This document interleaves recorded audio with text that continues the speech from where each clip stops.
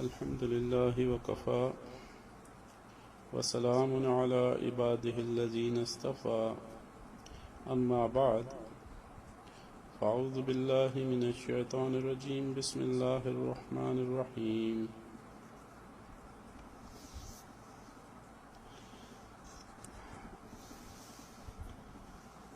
اللہ رب العزت کے فضل و عنایت سے آج ہم لوگ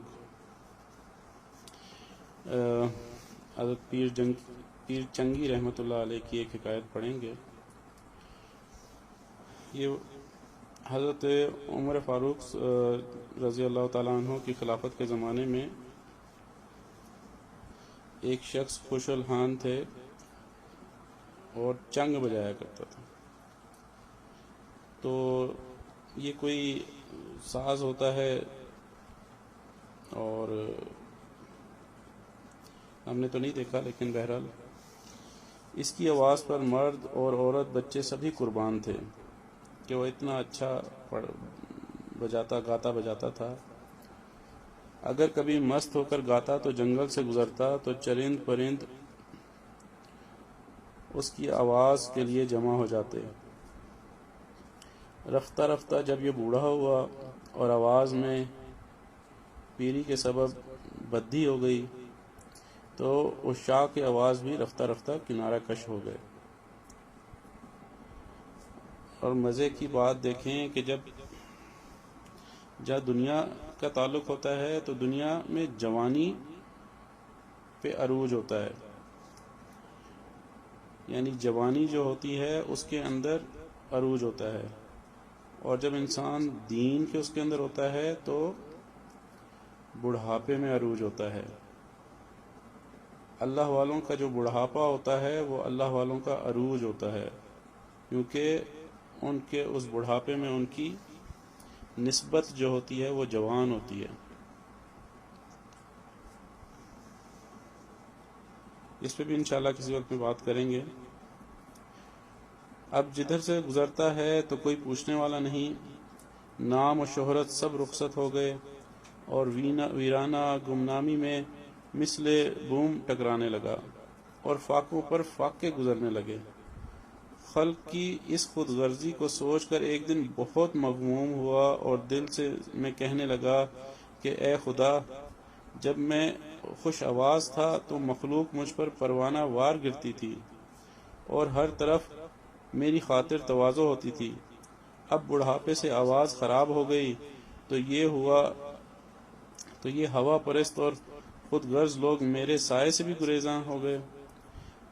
ہائے، ایسے بے وفا مخلوق سے میں نے دل لگا لیا۔ یہ تعلق کس درجہ پر فریب تھا۔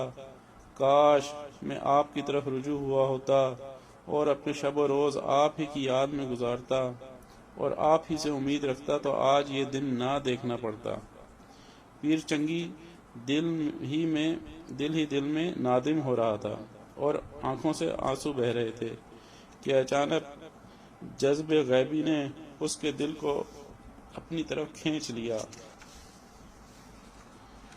جو گرے ادھر زمین پر میرے اشک کے ستارے، تو چمک اٹھا فلک پر میری بندگی کا تارا۔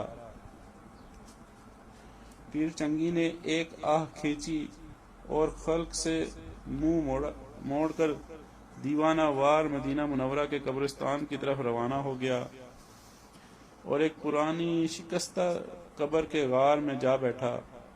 روتے ہوئے اس نے حق تعالیٰ سے عرض کیا کہ اے اللہ، آج میں تیرا مہمان ہوں۔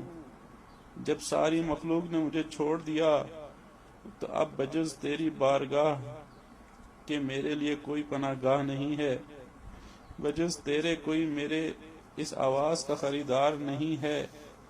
اے اللہ، آشنا بیگانے ہو چکے اور اپنے پرائے ہو چکے، اب سوائے آپ کے میری کوئی پناہ گاہ نہیں۔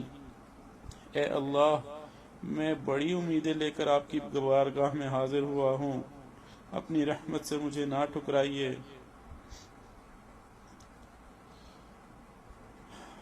پیر چنگی نے دعا کی، اے خدا، خلق پروانہ تھی جب تھا خوش نوا، اب تمسخر ہے میری آواز کا، رائے گاں ہے فن یہ چنگ و ساز کا، اب مدد مجھ کو تیری درکار ہے، فن موسیقی میرا بیکار ہے، آشنا ہے مثل اب بیگانگاں، درس عبرت ہے میری سب داستاں، پیر چنگی گرچہ بد کردار ہے، پر بڑی عالی تیری سرکار ہے، اہ پناہ ماہ حریم کوئے تو، من بمید رسیدم سوئے تو، کوئی دروازہ نہیں تیرے سوا، چھوڑ کر تجھ کو کہاں جاؤں بھلا، ناخن تدبیر گھس جانے کے بعد، پردہ اسباب جل جانے کے بعد، بس تیری جانب ہے اب میری نگاہ، ناؤ میری پار ہو از فضل شاہ۔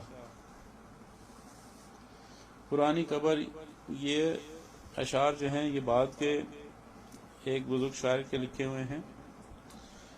پرانی قبر کے اس غار میں پیر چنگی کی اس طرح آوازاری میں مشغول تھا، آنکھوں سے خون دل بہہ رہا تھا کہ حق تعالیٰ کا دریائے رحمت جوش میں آ گیا، اور حضرت عمر رضی اللہ تعالیٰ عنہ کو الہام ہوا کہ اے عمر رضی اللہ تعالیٰ عنہ، میرا فلاں بندہ جو اپنی خوش آوازی کے سبب زندگی بھر مخلوق میں مقبول و محبوب رہا، اب بوجہ پیری آواز خراب ہو جانے کے ساری خلقت نے اسے چھوڑ دیا ہے، اور یہ قطع سلسلہ اسباب اب غم ناکامی اس کی ہدایت کا اور میری طرف رجوع کا سبب بن گیا ہے، تو اب میری رحمت واسعہ اس کی خریدار ہے، قبول است گرچہ ہنر نیست است، کہ جزمہ پناہ دگر نیست است، اگرچہ زندگی بھر وہ نافرمان و غافل رہا، لیکن میں اس کی آہوزاری کو قبول کرتا ہوں، کیونکہ میری بارگاہ کے علاوہ میرے بندوں کے لیے کوئی اور جائے پناہ نہیں۔ بس اے عمر رضی اللہ تعالیٰ عنہ، آپ بیت المال سے کچھ معتبہ رقم لے کر اس قبرستان میں جائیے، اور میرے بندہ عاجز و مضطر کو میرا سلام پیش کیجیے، پھر یہ رقم پیش کر کے کہہ دیجیے کہ آج سے اللہ تعالیٰ نے تجھے اپنا مقرب بنا لیا، اور اپنے فضل سے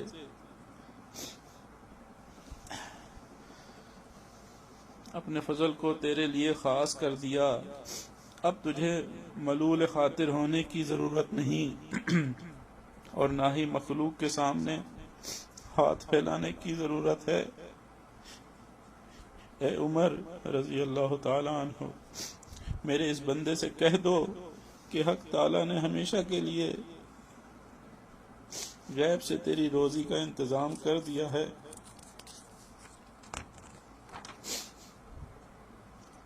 حضرت عمر رضی اللہ تعالیٰ عنہ نے جس وقت ہاتف غیبی سے آواز سنی تو بے چین ہو گئے، فوراً اٹھے اور بیت المال سے کچھ رقم لے کر قبرستان کی طرف چل دیے۔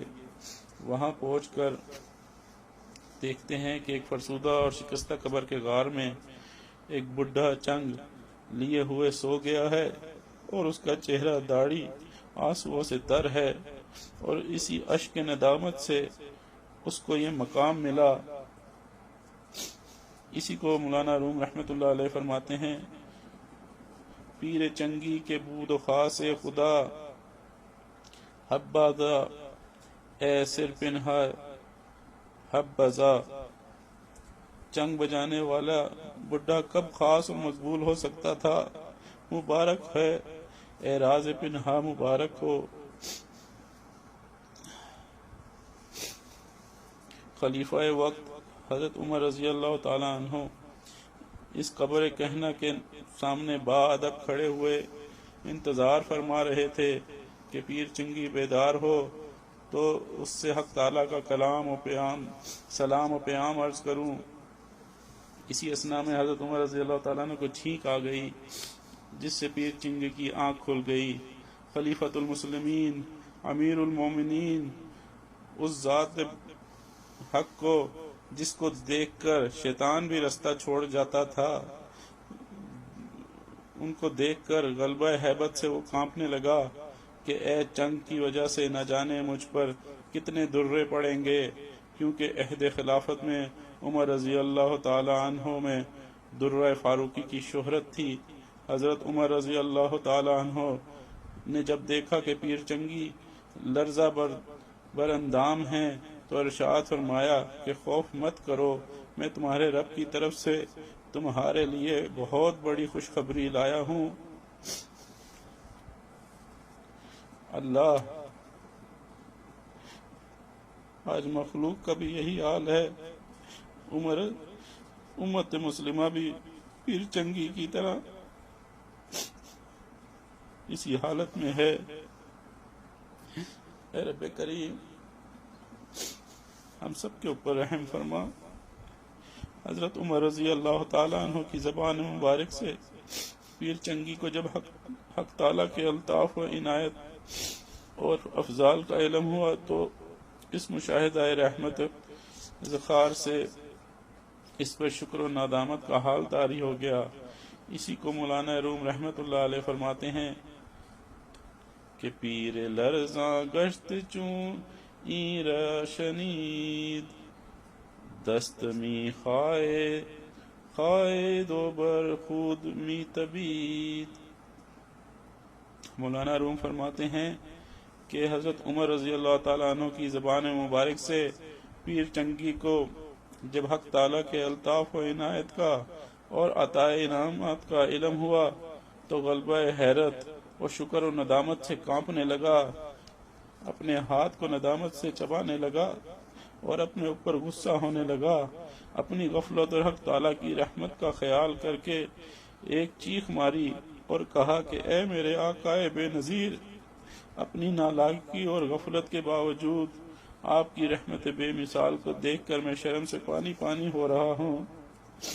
جب پیر چنگی خوب رو چکا اور اس کا درد حد سے گزر گیا تو اپنے چنگ کو غصہ سے زمین پر مار کر پٹک کر ریزہ ریزہ کر دیا اور اس کو مخاطب کر کے کہا کہ تو نے ہی مجھے حق تعالیٰ کی محبت اور رحمت سے محجوب رکھا، تو نے ہی شاہ راہ حق سے میری رہزنی کی تھی اور تو ہی 70 سال تک میرا خون پیا، یعنی تیرے ہی سبب لہو و لعاب اور نافرمانی کرتے کرتے میں بوڑھا ہو گیا، تیرے ہی سبب میرا چہرہ حق تعالیٰ کے سامنے سیاہ ہو گیا۔ اس مرد پیر کی گریہ وزاری و آہ و بکا سے حضرت عمر رضی اللہ تعالیٰ عنہ کا کلیجہ منہ کو آ رہا تھا اور آنکھیں اشک بار ہو رہی تھی۔ آپ نے فرمایا، اے شخص، تیری گریہ وزاری تیری باطنی ہوشیاری کی دلیل ہے، تیری جاں حق تعالیٰ کے قرب سے زندہ اور روشن ہو گئی ہے، کیونکہ حق تعالیٰ کی بارگاہ میں گناہگاروں کے آنسوؤں کی بڑی قیمت ہے۔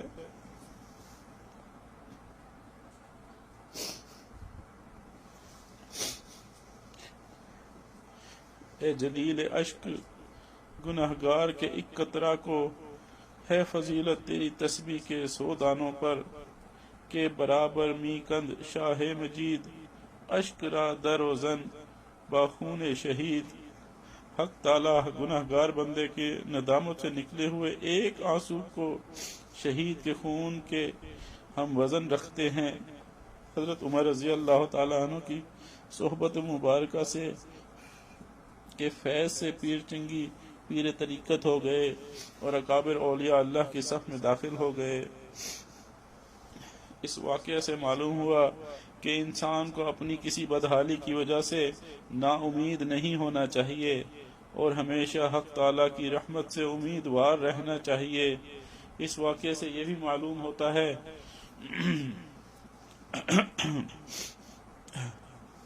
کہ حق تعالیٰ کے سوا جتنے تعلقات ہیں سب فانی ہیں اور ان میں کچھ بوئے وفا نہیں، صرف حق تعالیٰ ہی کی ذات پاک ایسی کریم اور حی یا قیوم ہے کہ جو ہر حال میں اپنے بندوں کو خریدار ہے۔ البتہ وہ محبت اور تعلق جو کسی سے صرف اللہ تعالیٰ کے لیے ہی ہو وہ حق تعالیٰ ہی کی محبت میں داخل ہے۔ یعنی ہم لوگ جو اس وقت اکٹھے بیٹھے ہیں اس میں دنیا کا کوئی مال و فائدہ نہیں، ہم صرف اللہ کی محبت میں اللہ کی بات سننے کے لیے، اللہ کی رحمت کو سننے کے لیے اکٹھے بیٹھے ہیں۔ اللہ تعالی ہمیں بھی اس کی فیوض اور برکات عطا فرمائے۔ بیان رحمت الہیت سے متعلق کچھ چند جملے اور سن لیجئے۔ اے مخاطب، تو نے ایک مدت بالا و آزمائش میں رہا ہے، تو نے اپنی کشتی کو طوفان کے سمندر مجاہدات و شاقہ میں چلایا ہے، اور طویل مدت تو نے حق تعالیٰ کے دروازے پر اپنی نجات اور اصلاح کے لیے نالہ کیا ہے، اور مدتوں اس کی رحمت کے دروازے کو کھٹکھٹاتا رہا ہے۔ تو دروازہ رحمت حق پر مدتوں روتا رہا ہے، اور اپنے آنسوؤں میں اپنے دل کا خون بھی تو نے برسایا ہے۔ اس کی بارگاہ میں جب تیری آہ و بکا قبول ہو گئی تو یہ کرم تیرے شان حقیقی نے تجھ پر کیا کہ تو نے حق تعالیٰ کی رحمتوں کے جھونکے اپنے قلب و روح پر محسوس کیے بدون کسی تعب و مشقت کے، اور تیرے شب تاریک نور حق سے روشن ہو کر رشک سحر بن گئی، اور اس مالک حقیقی کا آفتاب کرم تیرے قلب میں طلوع ہو گیا۔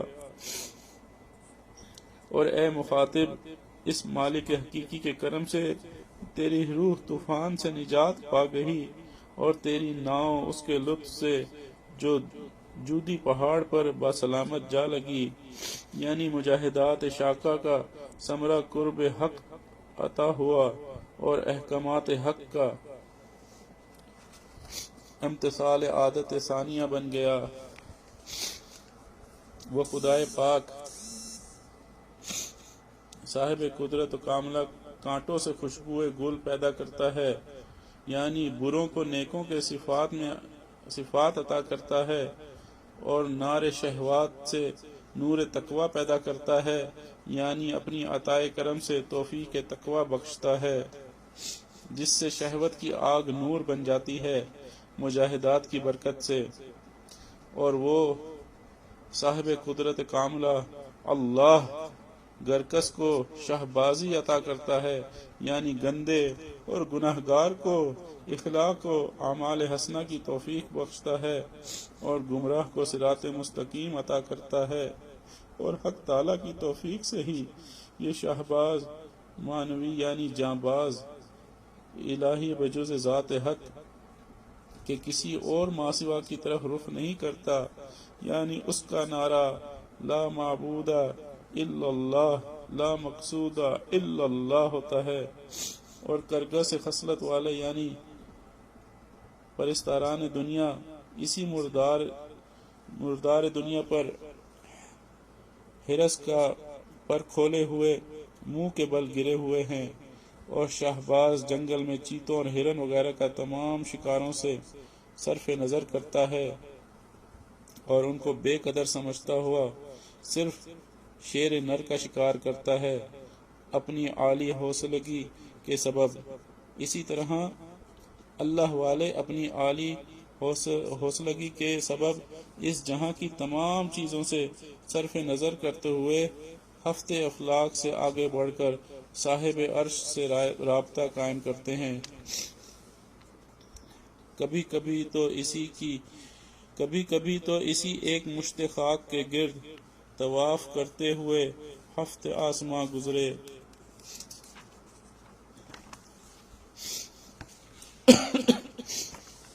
وہ اللہ صاحب قدرت و کاملہ چونٹی کو طاقت پرواز عطا کرتا ہے، اور مادرزاد اندھے کی لاٹھی کو شان رہبری عطا کرتا ہے، اور وہی ذات حق کے باری تعالیٰ ہے، اگر چاہے تو لومڑی کو شیروں جیسی ہمت دے دیتا ہے، جبکہ اپنا ہاتھ لومڑی کی پشت پر رکھ دیتا ہے کہ گھبرانا مت، ہم تمہارے ساتھ ہیں۔ چنانچہ بے سر و ساما مادی لحاظ سے کس قدر کمزور اصحاب کہف تھے، لیکن ان کے دلوں پر اپنے رابطہ کا فیضان ڈال کر وَرَبَطْنَا عَلَىٰ قُلُوبِهِمْ کا معجزہ دکھا دیا، چنانچہ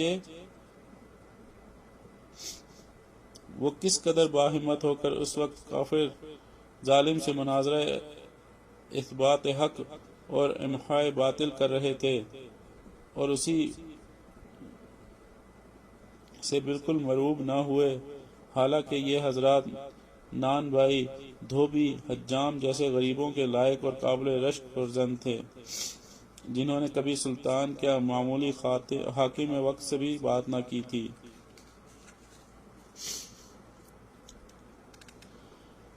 چنانچہ وہ اللہ جب چاہتا ہے تو کوے کو بلبلوں کی خوشنوائی بخشتا ہے،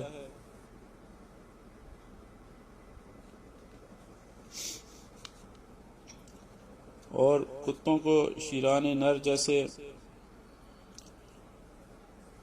عزائم اور حوصلے عطا کرتا ہے، یعنی پست حوصلہ اور ذلیل انسان کو نیک بنا کر عالی اخلاق بنا دیتا ہے، اور حق تعالیٰ کے فضل و لطف سے 100 سالہ کافر کو آن واحد میں ابدال بنا دیتے ہیں، یعنی اسلام اور ایمان عطا فرماتے ہیں، ولایت کے اعلیٰ مقام سے نوازتے ہیں۔ اگر حق تعالیٰ کا کرم ہماری جان کو اپنی طرف جذب نہ کرے تو ہمارا اسلام باقی رہے نہ ایمان باقی رہے۔ اس کی قدرت قاہرہ بہت شہروں کو ویران کرتی ہے، اس کے بعد اپنے فضل سے آباد فرما دیتے ہیں۔ مراد یہاں دلوں کا شہر ہے، یعنی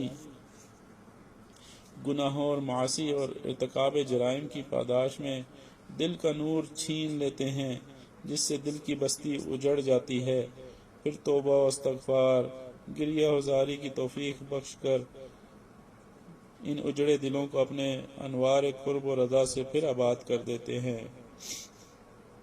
اے اللہ، اگر آپ کرم کرگسوں کی بری عادتوں کو شہبازوں کی اچھی سیرت سے مبدل فرما دیتے ہیں، یعنی نہایت بد عمل اور بدخو کو خوش عمل و خوش خو کر دیتے ہیں، اور اے اللہ، آپ کے کرم سے بہت سے پست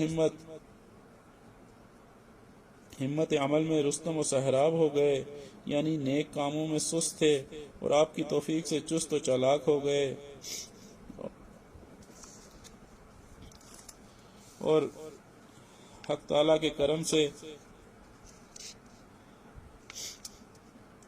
چاند گرہن ہٹ گیا اور سورج گرہن سے نجات ہوئی، اور اللہ تعالیٰ ہی سے ہم امید کرتے ہیں کہ اللہ رب العزت ہی کی رحمت سے ہر قسم کی وبا اور بیماری سے ہمیں نجات ملے گی، اور دوبارہ سے دنیا آباد ہوگی، دوبارہ سے حرمین کے دروازے کھلیں گے، اور اللہ کی رحمت کی وجہ سے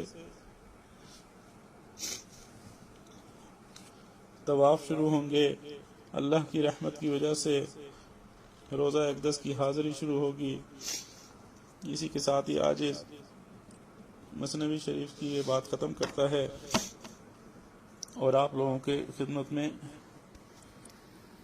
آج چوتھے سپارے کا مختصر خلاصہ پیش کرنے کی جسارت کرتا ہے۔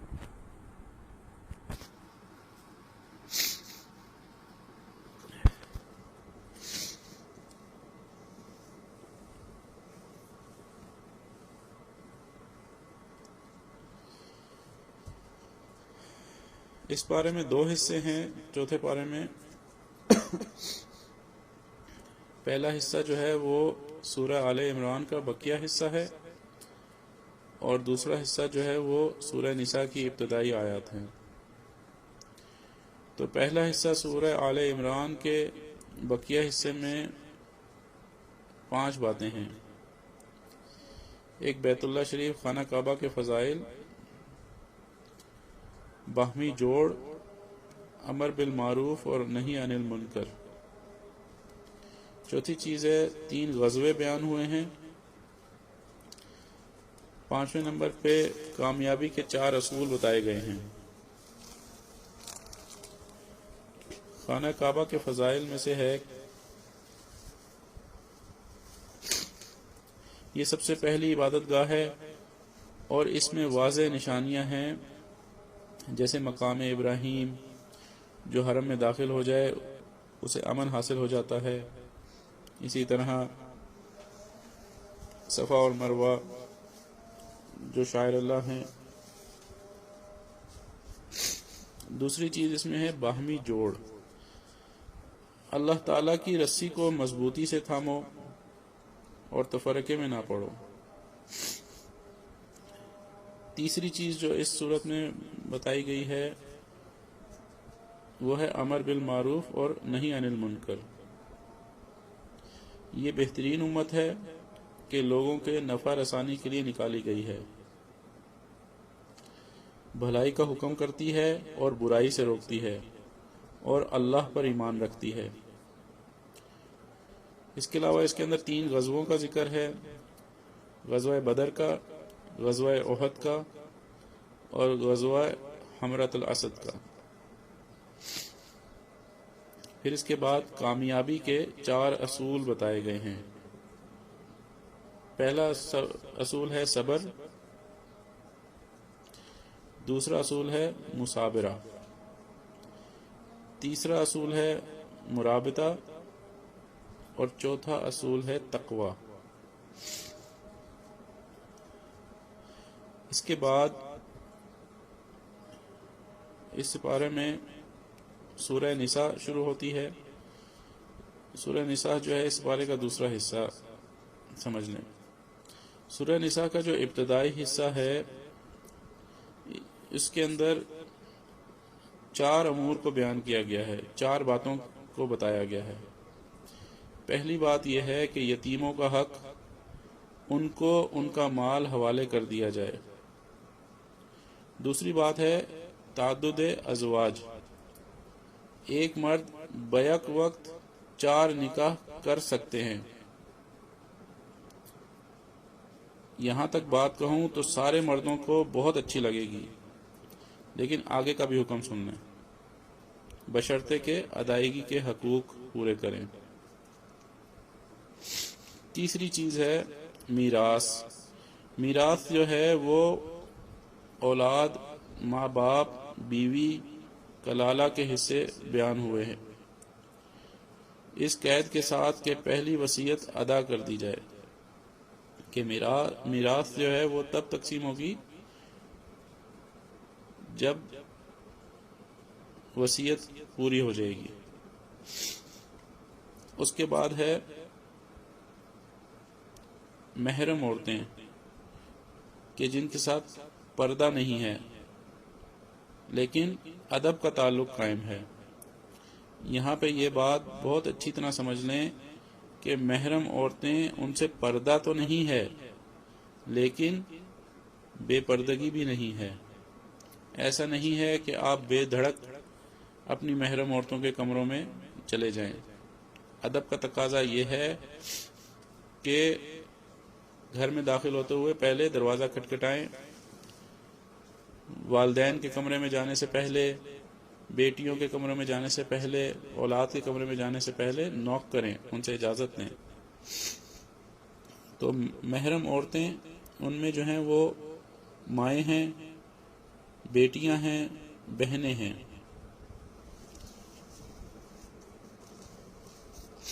پھر پھپھیاں ہیں، خالائیں ہیں، بھتیجیاں ہیں، بھانجیاں ہیں.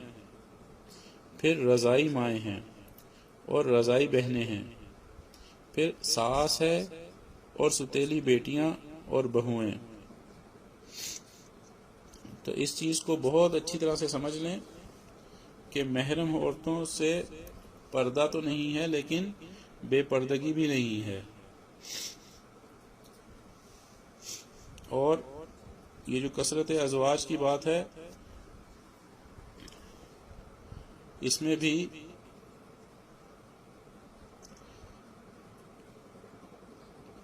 پہلے بیوی کا حق ادا کریں اور دوسری بیوی کا حق ادا کریں.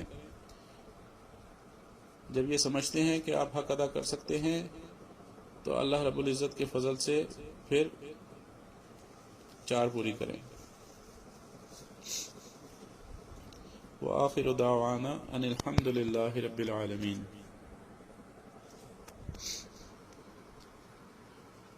مراقبہ اور دعا سے پہلے ہم آج بھی اللہ رب العزت کے حضور اپنے گناہوں سے توبہ کرتے ہیں اور اللہ رب العزت کے آگے درخواست کرتے ہیں کہ ہماری زندگی کے تمام صغیرہ اور کبیرہ گناہوں کو حق باری تعالی اپنے فضل سے معاف فرما دیں، اور جو خطائیں ہم کر چکے اللہ رب العزت ان کو بخش دیں۔ جو کلمات عاجز پڑھے گا وہ پیچھے پیچھے ساتھ ساتھ پڑھتے جائیں۔ ہم لوگ سب مل کر اللہ تعالیٰ سے توبہ کرتے ہیں۔ بسم اللہ الرحمن الرحیم۔ لا الہ الا اللہ محمد الرسول اللہ۔ آمنت باللہ وملائکتہ وکتبہ ورسلہ والیوم الآخر والقدر خیرہ وشرہ من اللہ تعالی والبعث بعد الموت۔ آمنت باللہ کما ہوا باسمائہ وصفاتہ وقبلت جمیع احکامہ اقرار باللسان وتصدیق بالقلب۔ اشہد ان لا الہ الا اللہ وحدہ لا شریک لہ واشہد ان محمدا عبدہ ورسولہ۔ استغفر اللہ ربی من کل ذنب واتوب الیہ برحمتک یا ارحم الراحمین۔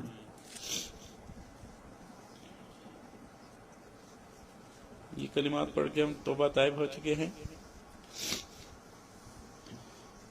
تھوڑی دیر کے لیے رحمت خاصہ ذات باری تعالیٰ کی طرف متوجہ ہو جائیں، اس ذات بابرکات کی طرف جو سب جہانوں کا رب ہے، جس کا یہ سب کچھ ہے، جو ہر چیز کا مالک ہے۔ آنکھوں کو بند کر لیں اور اللہ رب العزت کی طرف متوجہ ہو جائیں۔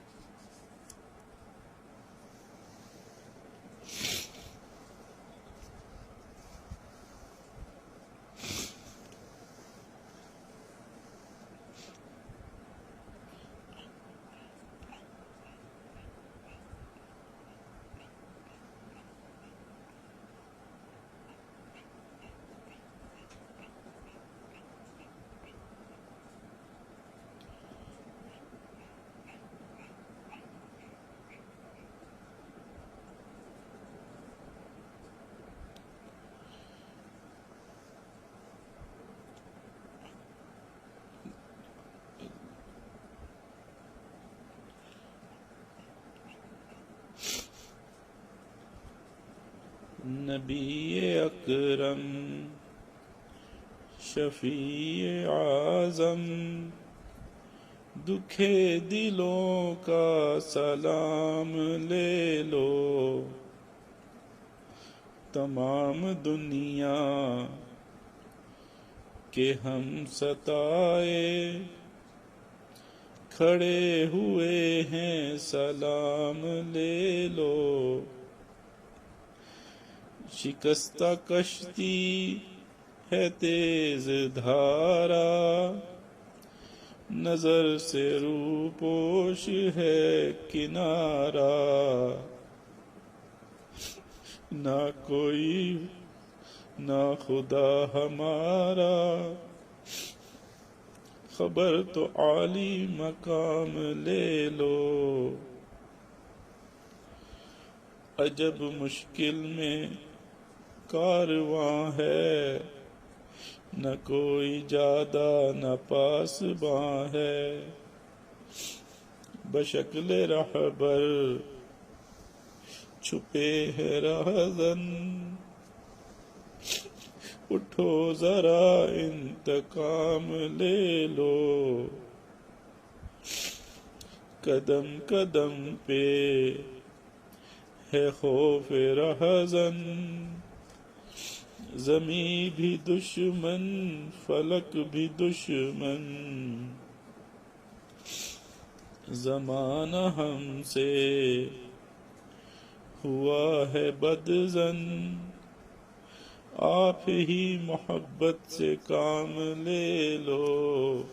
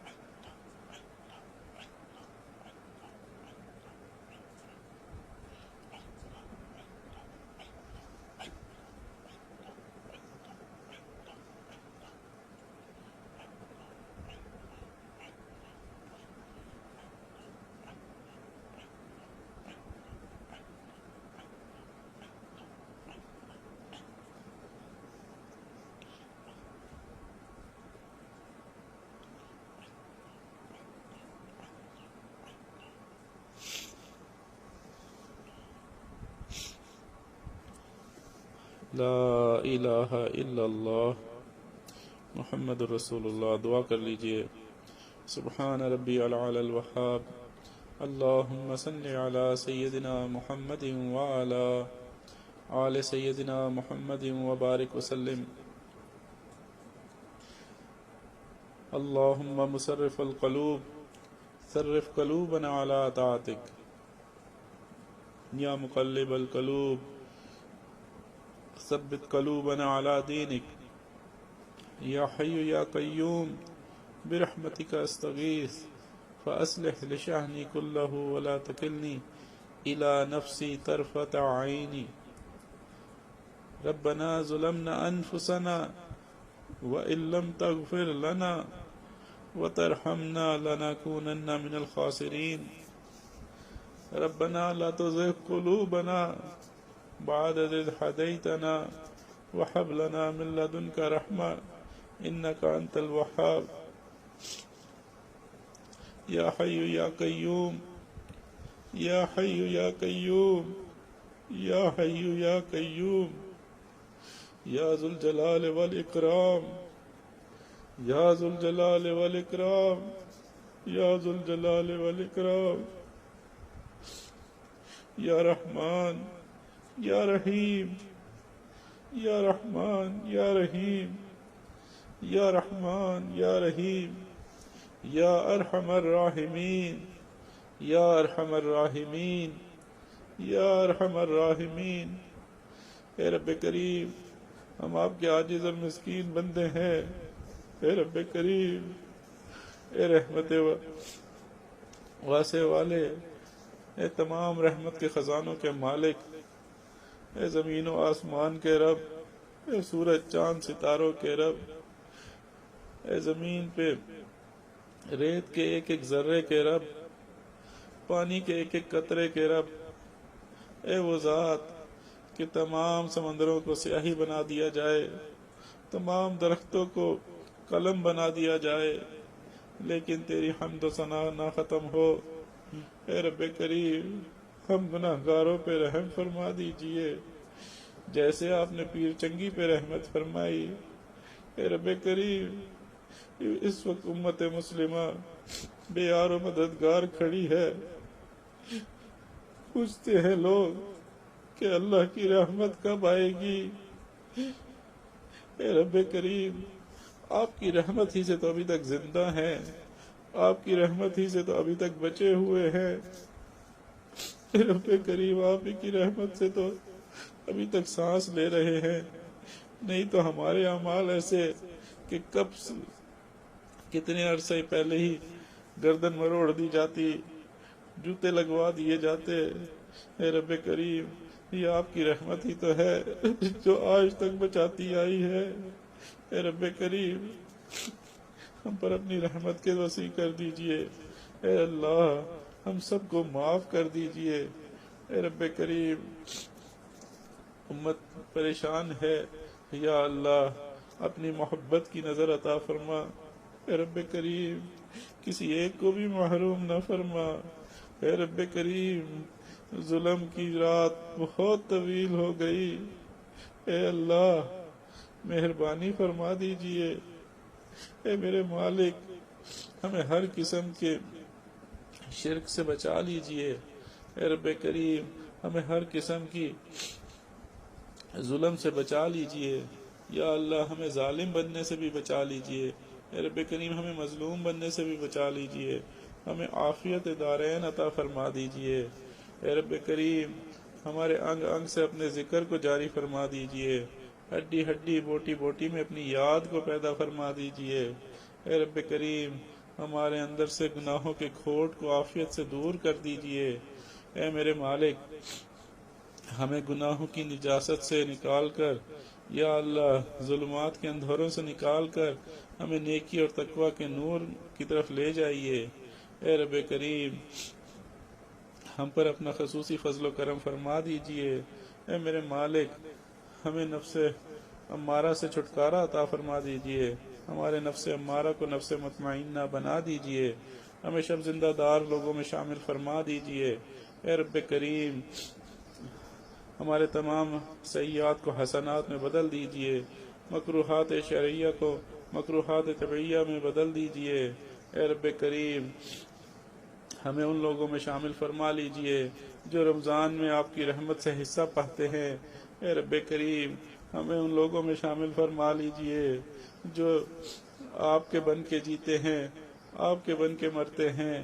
اے رب کریم، ہم پر اپنی رحمت کی نظر فرما۔ یا اللہ، ہمیں قلب سلیم عطا فرما۔ اے رب کریم، ہمیں قلب منیب عطا فرما۔ اے رب کریم، ہمیں عالی اخلاق عطا فرما۔ تمام اخلاق رذیلہ سے ہماری جان چھڑوا کے ہمیں اخلاق حمیدہ اور اوصاف حمیدہ عطا فرما دیجیے عافیت کے ساتھ۔ اے رب کریم، اخلاق نبوی صلی اللہ علیہ وسلم عطا فرما دیجیے۔ اے رب کریم، جو گناہ ہم نے دن میں کیے ان کو معاف کر دیجئے، جو راتوں میں کیے ان کو معاف فرما دیجئے۔ اے رب کریم، ہماری وجہ سے آج تک جتنی مخلوق تنگ ہوئی، اے رب کریم اس سے ہمیں معافی دلوا دیجئے۔ یا اللہ، ہماری وجہ سے جو لوگ پریشان ہوئے، جتنوں کو ہم نے تکلیف پہنچائی، جتنوں پہ ہم نے بے رحمی کی، ظلم کیا، یا اللہ ہم اپنے گناہ سے معافی مانگتے ہیں۔ یا اللہ، آپ ان کو راضی کروا دیجئے۔ اے رب کریم، جن لوگوں کی وجہ جو لوگ ہماری وجہ سے تنگ ہوئے، ان کو آپ اپنی ولایت کبریٰ کا مقام عطا فرمائیے، ان کو آپ اپنا ولی بنا لیجئے۔ اے رب کریم، ان کو دنیا اور آخرت کی رحمتیں اور عافیتیں عطا فرما دیجئے۔ اے رب کریم، جو لوگ ہماری وجہ سے دنیا میں پریشان ہوئے، تنگ ہوئے، یا اللہ آپ ان کو خوش کر دیجئے۔ اے رب کریم، اور جن کی وجہ سے ہمیں تکلیف پہنچی، یا اللہ آپ ان کو اپنا ولی بنا لیجئے۔ اے رب کریم ہم سب کو معاف کرتے ہیں اور سب سے معافی چاہتے ہیں۔ اے میرے پاک پروردگار ہم سب کو اپنا بنا لیجئے اور اپنی رحمت خاصہ میں جگہ عطا فرما دیجئے۔ یا اللہ ہمارا جمع ہونا محض آپ کی محبت کو پانے کے لیے ہے۔ آپ کی وہ رحمت جو رمضان کریم میں برستی ہے اس میں سے کچھ حصہ ہمیں بھی عطا ہو جائے۔ یا اللہ ہمیں بھی ہم وہ گناہ گار امتی ہیں جو فتنوں کے زمانے میں پیدا ہوئے۔ یا اللہ ہمیں آقا صلی اللہ علیہ وآلہ وسلم کی فتنوں کے زمانے میں بچنے کی جو دعائیں ہیں ان میں سے حصہ عطا فرمائیے۔ اے رب کریم جن لوگوں نے دعاؤں کے لیے کہا ہے ان کو ان دعاؤں میں حصہ عطا فرمائیے، اور جتنے متعلقین جو دوست احباب دعاؤں کے لیے کہتے رہتے ہیں یا کہنا چاہتے ہیں، ہم پر حقوق آتے ہیں، یا اللہ ان سب کے گناہوں کو اپنی رحمت سے معاف کر کے اپنے مقربین میں شامل فرما لیجئے، اپنے بخشش کیے ہوئے گناہ گار بندوں میں شامل فرما لیجئے۔ اے رب کریم جو گھروں میں عورتیں خدمات میں لگی ہوئی ہیں، یا اللہ ان کی خدمتوں کو قبول فرما لیجئے۔ اے رب کریم ان کے گھر والوں کو، مردوں کو، ان کے دلوں کو خوش کر دیجئے۔ اے رب کریم عورتوں کو دلوں کو خوش کر دیجئے۔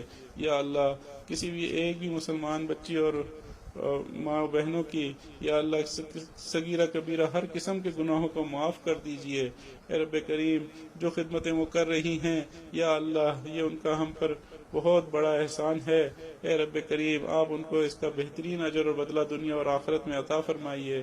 یا اللہ ان کو جنت الفردوس عطا فرمائیے، دنیا میں بھی ان کی تمام خطاؤں سے درگزر فرمائیے اور ان کو قبروں کو جنت کا باغ بنائیے۔ اے رب کریم ہماری ان دعاؤں کو اپنی رحمت سے قبول فرمائیے۔ اے رب کریم جن گھروں میں بچے پیدا ہونے والے ہیں یا اللہ ان گھروں میں زچہ اور بچہ کو عافیت عطا فرمائیے۔ یا اللہ جن گھروں میں جوان بچیاں موجود ہیں ان کو نیک قدردان رشتے عطا فرمائیے، قرضوں سے نجات عطا فرمائیے۔ یا اللہ ہماری ان دعاؤں کو اپنی رحمت سے قبول فرمائیے۔ جو خیریں آقا صلی اللہ علیہ وآلہ وسلم نے مانگی ان خیروں میں ہمیں حصہ عطا فرمائیے، اور جن شرور سے پناہ مانگی ان شرور سے پناہ عطا فرما دیجیے۔ اور رب کریم ہمارے اس روزہ کو قبول فرما لیجئے اور اس کے بدلے ہمیں اپنا وصل عطا فرما دیجئے۔ اے رب کریم ہم نے آپ کا حکم پورا کیا، اے رب کریم ہم نے آپ کے پیارے حبیب صلی اللہ علیہ وآلہ وسلم کی لائی ہوئی شریعت پہ عمل کیا۔ اے اللہ قیامت کے دن اسی وقت کو بہانہ بنا کر ہمیں جنت میں داخل کر دیجئے گا۔ اے رب کریم حساب نہ لیجئے گا، پوچھ نہ لیجئے گا۔ اے رب کریم ہماری ان دعاؤں کو اپنی رحمت سے قبول فرما لیجئے اور ہمیں اپنا بنا لیجئے، اور آپ ہمارے بن جائیے ساری عمر کے لیے، جتنی سانسیں باقی ہیں ان کے لیے اور روز قیامت تک کے لیے، اور کیا جنت میں ہمیں اپنا دیدار عطا فرمائیے اور قیامت کے دن اپنے عرش کے سائے تلے جگہ عطا فرمائیے۔ ربنا تقبل منا انک انت السمیع العلیم وتب علینا انک انت التواب الرحیم، وصلی اللہ تعالی علی خیر خلقہ سیدنا محمد وعلی آلہ واصحابہ اجمعین برحمتک یا ارحم الراحمین۔